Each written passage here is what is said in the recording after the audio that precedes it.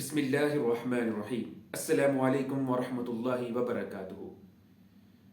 معزز ناظرین، قرآن مجید میں مختلف انبیاء کرام کے واقعات بیان ہوئے ہیں اور انہی میں سے حضرت یوسف علیہ السلام کا واقعہ بھی ہے۔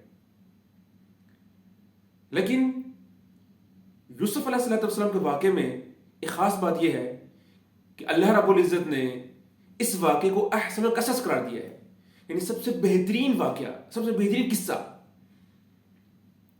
اس کی وجہ یہ ہے کہ اس واقعے کے اندر بہت سے اسباق پنہاں ہیں، اور ان اسباق کی طرف جانا چاہیں تو ایک لمبی بحث شروع ہو جائے گی، تو ان اسباق میں سے صرف ہم 2 اسباق کو لیں گے۔ وہ کون سے اسباق ہیں؟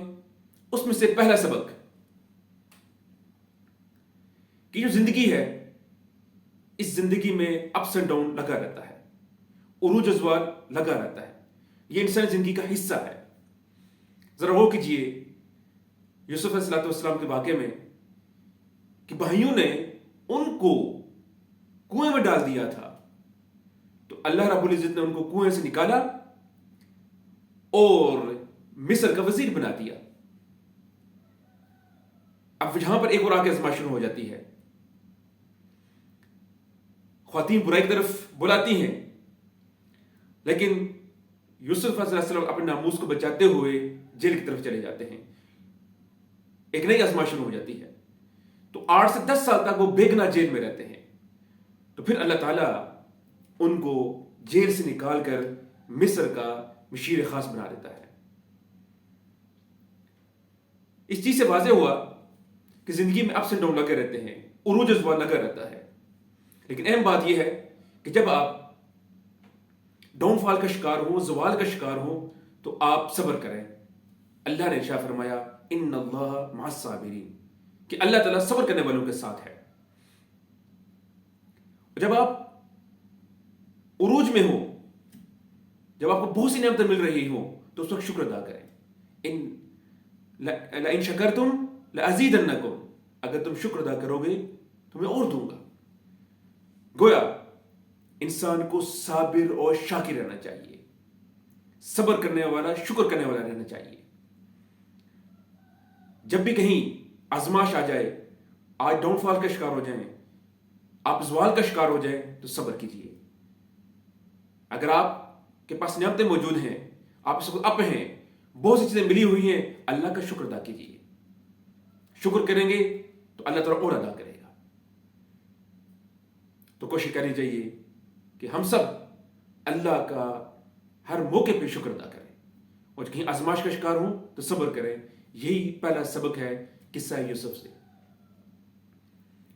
دوسرا سبق وہ یہ کہ جب انسان کے پاس برائی کا موقع ہو اور برائی کر سکتا ہو، پھر بھی وہ اپنے آپ کو برائی سے بچا لے، تو یہ بہت بڑی بات ہوتی ہے، یہ ولی ہونے کی نشانی ہوتی ہے۔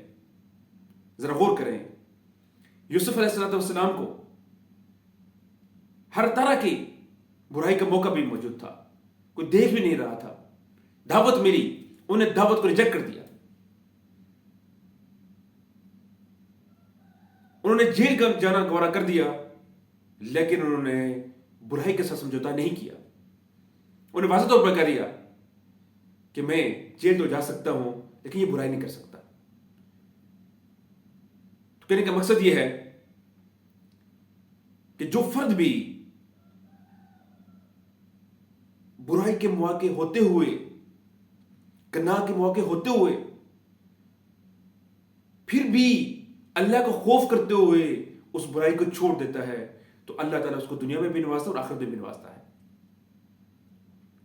اور عصر حاضر میں کہ جب کہ برائی ایک کلک میں موجود ہے، اس سے اگر آپ اپنے آپ کو بچا لیتے ہیں، آپ اپنے آپ کو برائی سے بچا لیتے ہیں، تو اللہ تعالیٰ آپ کو دنیا میں بھی نوازے گا اور آخرت میں بھی نوازے گا۔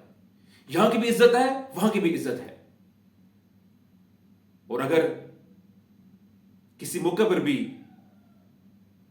آپ نے برائی کا ارتکاب کر دیا، کسی بھی گناہ کا ارتکاب کر دیا، تو یقین جانیے اللہ کی ذات دیکھ رہی ہے، یہاں کی بھی رسوائی ہے اور وہاں کی بھی رسوائی ہے۔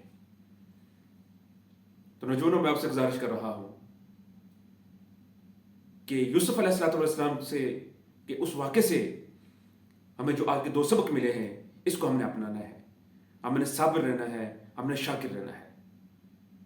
اور اگر کہیں کسی مشکل میں آزمائش میں ہم پھنس جائیں تو اللہ سے ہم مدد مانگیں, اسی سے ہم اپنا تعلق بڑھائیں.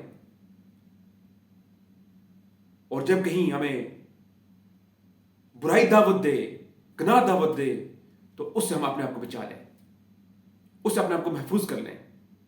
کوشش کریں کہ ہم ہر برائی سے دور رہیں. اللہ تعالیٰ سے دعا ہے کہ ہم کو عمل کرنے کی توفیق رفیق عطا فرمائے.